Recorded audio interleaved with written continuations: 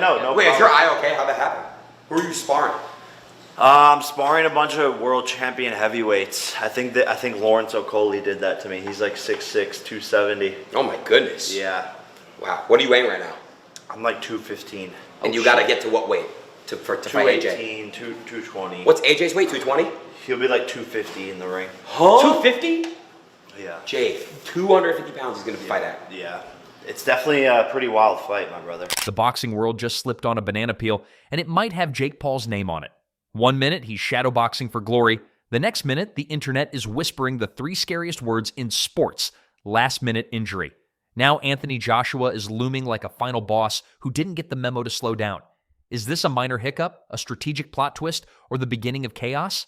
Buckle up, because this just got messy. We saw a clip of your brother kind of questioning you on the decision to take this fight. Is your family concerned at all? Yeah, no, my mom is mostly terrified, but she's scared of every fight. But my dad thinks I'm going to knock him out. Logan thinks I'm going to win. Tyson Fury thinks I'm going to win. Oscar De La Hoya thinks I'm going to win. The injury didn't walk into the room quietly. It burst through the door like a badly timed plot twist, knocked over the table, and spilled doubt all over what was supposed to be the most surreal crossover event in modern boxing. Oh, there's glass right here, Jake. Good call. Yep. Yeah, my chef dropped the glass. Here you go, Neil. Clearly didn't. Hey, it is dangerous. I just saved your foot. Dude, I just saved your You fight. just saved him his whole check. Think about it, You dude. just saved me the I saved your foot. Bro. No, think about it, bro. You couldn't have even fought if you had a cut on your foot. I could have actually. I just saved your sliced fight. my foot. Maybe you Netflix. fucking ate I in need the $1 million or two. That's a lawsuit right there. The same question started echoing everywhere at once. Is this real? Is this bad? Or is this convenient? Because when you build a brand on disruption, chaos eventually starts looking like strategy, even when it trips over you accidentally. The timing alone is what set everyone off. Not early enough to calmly reschedule. Not late enough to fully cancel without backlash. And on the what ifs, what if we wake up on the night after and Anthony Joshua is somehow on the end of a defeat? What does that mean for him? Sport, isn't it? Tough luck. Got beat. Disaster. Absolute. I mean, you know, when you talk about legacy, people say, "Oh, does this affect his legacy?" Not at all. If you get beat, does it affect your legacy? That's another question altogether. So yeah, we've got to make sure it doesn't happen and go in there and just serve him up. Right in that uncomfortable middle where speculation thrives. The kind of timing that makes fight fans squint at their screens and start running mental conspiracy spreadsheets. There were people convinced this was the beginning of the end before the beginning even started. Someone said this to me today as well. They said, Josh, when you see a good fighter fighting, let's say, a mediocre fighter, and they get and it's not, and it's just one-sided, because you're like, oh, he's clearly the better man. And then you look at Paul, I don't know what his background is, and you look at AJ, 2-time world heavyweight champion. So it looks like a mismatch on paper. Boxing has taught me that 2 hands, 2 legs. If you get caught at the right time, you're gone. But I would put all my eggs in one basket and say AJ knocks him out. Others instantly flipped the script and framed it as proof of something else entirely. Proof that he has been grinding himself into the ground trying to survive against a man built like a living skyscraper. Because let's be honest, this was never supposed to be comfortable. Not for the audience, not for the sport, and definitely not for Jake. The leap from influencer boxing to facing someone molded in the furnace of heavyweight wars was already a narrative loaded with risk. This wasn't another retired MMA fighter stepping in for a payday. This wasn't a curious backyard carnival bout. This was stepping into the same universe as real fear, real force, and real consequences. And suddenly, with one rumored injury, that universe tilted. It sounded safe. It sounded like the kind of business decision that keeps brand value intact while dodging a potential highlight reel extinction. A loss to Joshua wouldn't just be a loss, it would be a very public lesson in physics, the kind of lesson that gets replayed forever. So the injury instantly became more than a physical issue. It became a narrative fork in the road. One path leads to a heroic grind through, a comeback story built on grit and pain tolerance. The other leads to a carefully framed withdrawal that protects the myth while technically losing nothing. The big news, obviously, Jake Paul scrapping AJ. I'm fired up for it. Yeah. Easiest payday ever. Yeah. 50 M's in the bank. Eddie of Hearn course was he's doing it. Eddie- Hear me out, you lot. This is going decision. Imagine, actually. No, it actually is. I just don't see Jake Paul getting knocked out. Not even like, obviously, right, AJ, but I just don't see Jake Paul getting knocked out. He's not knocking out. What, you think Jake it's Paul. going to a decision genuinely, or like they're just going to draw it out? I don't think you see a KO in there. And they never end up being class, because the only way this is like an unreal fight is if Anthony Joshua knocks him out in the first round. And the tension lives in not knowing which version this is. From that angle, the injury looks suspiciously like a narrative shield. If the fight dissolves, it's not because of fear, it's because of fate.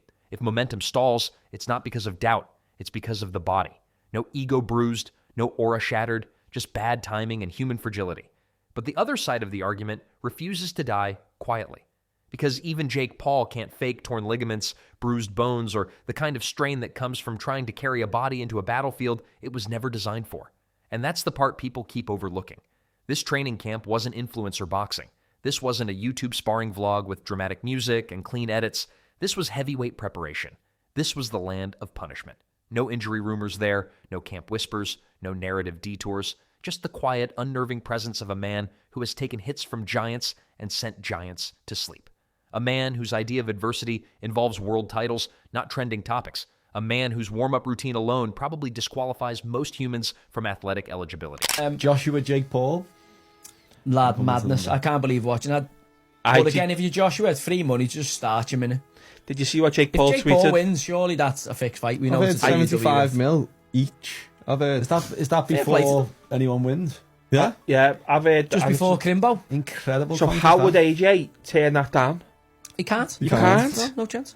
You just go in and just give him a haymaker. If AJ fucking wants to, we could get him out there in a round, surely. He's going to make it go a longer, though. Like, but I think he might have an agreement. You've got, like, tight, you know, you can't. 4 minutes. I don't think it's going to be a proper fight. I think it's like a fucking WWF game.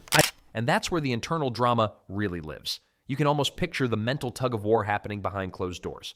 One voice saying, this is history in the making, the kind of risk that turns a polarizing character into a legitimate fighter overnight. Another voice calculating brand value, sponsorship exposure, future matchmaking, and the tiny detail of long-term brain function. One voice screams legacy, the other whispers longevity. If he pulls out, the loudest critics will celebrate not because he protected himself, but because they'll feel vindicated. They'll frame it as the inevitable result of stepping too close to the fire. They'll tighten the old narrative and say the myth finally flinched. And that's the trap of attempting anything this absurd in public. No ending is neutral. So the injury doesn't just threaten his participation, it sharpens the danger of participation itself. It lowers the odds from slim to severely unforgiving. And everyone knows it. That's why every update feels like a referendum. Every training clip becomes a trial. Every silence feels louder than an announcement. This fight represents the loudest attempt yet. Jake Paul not only will beat Anthony Joshua, but he will finish Anthony Joshua, I'm telling you. Now, before you say, mate, he's an Olympic gold medalist, man. What are you talking about, mate? He's gonna proper box him up, man. He's gonna box him. No, we're not gonna do nothing, brother. I respect y'all opinion. I know Anthony Joshua's top 3 heavyweight boxers, but Jake Paul, I think y'all are doubting him. Now, first of all, you're not giving credit to all his early fights. Every single boxer like Canelo, Gervonta Davis, all these guys had extended amateur background. That and their early pro fights were against cans. Canelo was fighting plum. It's not about beating Joshua on paper. That's a dream wrapped in bravado. It's about standing across from him without the illusion fully collapsing. It's about surviving long enough to say he stood there at all. And that's why the injury cuts deeper than muscle. It strikes at the very edge of that ambition. It forces a moment of brutal clarity. Is the goal to compete, or is the goal to continue being the centerpiece of the spectacle? Because those goals are not always allies.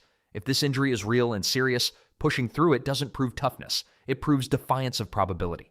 The margins at heavyweight are already thin. Competing compromised is a gamble stacked with invisible debts. The body might heal, the reputation might not. The audience doesn't want a spreadsheet. They want a collision. You injure yourself training for consequence. That discomforting truth doesn't sit well with people who prefer their skepticism neat and clean, but bodies don't follow narratives. They follow stress, and the stress required to prepare for a heavyweight is immense.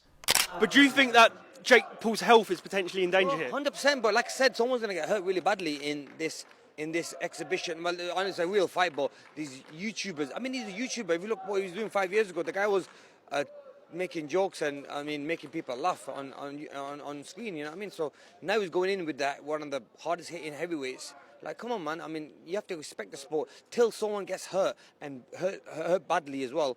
I think that's when people are going to think, wait a minute, we have to respect the sport of boxing, because look, you have to understand, when AJ hits you, he's going to hit you with all his power behind that shot.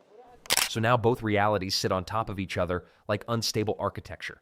The strategic excuse and the authentic grind coexist uncomfortably in the same rumor. And until something definitive happens, both are equally convincing. That uncertainty is its own kind of entertainment. Because the fight already succeeded, in one way, it was always guaranteed to succeed. It hijacked attention. It forced a collision between worlds. It made the boxing community talk about an influencer and made influencer fans learn the language of risk. The injury only deepens that collision. It makes everything feel more real, more fragile, more expensive. There is also a quieter subplot unfolding underneath the noise. This fight was the ultimate violation of that unspoken social contract. The injury interrupts that violation in the most inconvenient way possible. It reasserts the fact that bodies don't care about branding strategy. They respond to impact, not engagement metrics. Having Anthony Joshua as an opponent, I think is a winnable fight for me. He's locked in, I'm locked in. I don't think there's fear in his eyes or in my eyes. He's definitely a bit chinny. He's durable, he gets back up. He knows how to fight when he's hurt, but I do see holes where I can land big shots. I'm only going to get better in the next couple of years and continue to do massive fights and challenge myself. The list goes on of how many major fights haven't happened because of people being scared. He's big. He's very big. And that reality is what makes the decision ahead so treacherous. If Jake proceeds and loses badly, the narrative hardens in ways that no post-fight bravado can soften. If he pulls out and recovers slowly, the narrative war will be vicious but survivable. Critics will howl, but the long memory of combat sports is oddly forgiving to those who return with patience. Yet patience itself would be a new costume for Jake. His entire career has thrived on momentum, on fast pivots, on continuous presence. A prolonged absence reframes him in a way he's never had to navigate before. That might be the most uncomfortable part of all this. The injury doesn't just threaten the fight, it threatens the rhythm that built the phenomenon. It scares the believers because it carries real danger. It irritates the skeptics because it complicates the narrative. It means the story isn't as simple as hero or fraud. It becomes something messier, something human. And that's why this entire situation feels so volatile. Not because of one injury, but because it sits at the intersection of ambition, commerce, identity, and consequence. Because it forces everyone to confront what this fight actually was beneath the hype. But now against Anthony Joshua is a heavy favorite at minus 1,200, and Jake Paul is a underdog at plus 850. So the odds makers ain't playing that shit. Like, the odds makers are all the way on Joshua. So any of that secret handshake and bullshit that was happening before is not happening in this fight. The odds makers have it legit. So I don't think you're going to see any shenanigans in this fight, man. I think Joshua is just going to go in there and just light him up. Was it a calculated spectacle from the beginning, designed to stretch credibility just far enough to cash in? Or was it the reckless ambition of someone genuinely trying to leap into a world that doesn't forgive shortcuts? The injury doesn't answer that question. It sharpens it. If the fight goes on, the narrative will pivot instantly from doubt to dread. The word excuse will loom larger than any medical report. And it all circles back to the same unresolved question. Would walking away be proof of fear or proof of intelligence? Would pushing through be proof of courage or proof of recklessness?